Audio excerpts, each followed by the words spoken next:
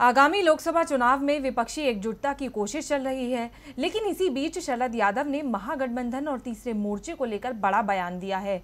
उन्होंने कहा है कि ये सब 2019 चुनाव से पहले व्यावहारिक नहीं लगता। वहीं इस बयान पर शिवसेना ने बीजेपी और शरद यादव पर हमला बोला है।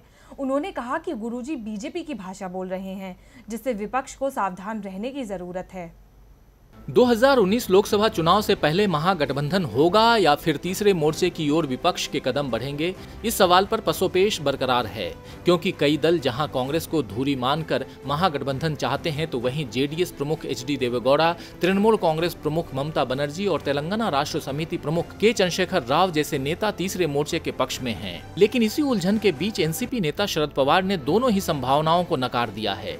जहां पहले उन्होंने महागठबंधन को अव्यवहारिक बताया था, तो वहीं अब तीसरे मोर्चे को लेकर भी यही बयान दिया है। इस बयान से राजनीतिक गलियारों में हलचल मच गई है। हालांकि विपक्षी पार्टियों की तरफ से कोई प्रतिक्रिया नहीं आई है, लेकिन शिवसेना ने इसे लेकर शरद पवार और बीजेपी पर हमला बोला है। शिवसेना ने सामना में लिखा है कि विपक्ष को शरद पवार से सावधान रहने की जरूरत है, क्योंकि बीजेपी शरद पवार से अपनी भाषा बुलवा रही है।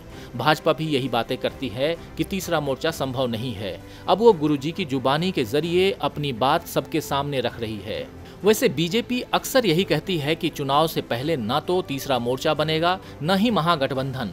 अब जब इसी बात को शरद पवार ने दोहराया, तो शिवसेना ने करारा वार कर दिया। लेकिन शरद पवार के बयान के मायने निकाले जाएं तो वो किसी के भी पक्ष में नजर नहीं आ रहे हैं। विपक्ष का मुख्य चेहरा होने के नाते उनका ये बयान तीसरे मोर्चे और महागठबंधन दोनों के लिए झटका है। डीबी लाइव की रिपोर्ट।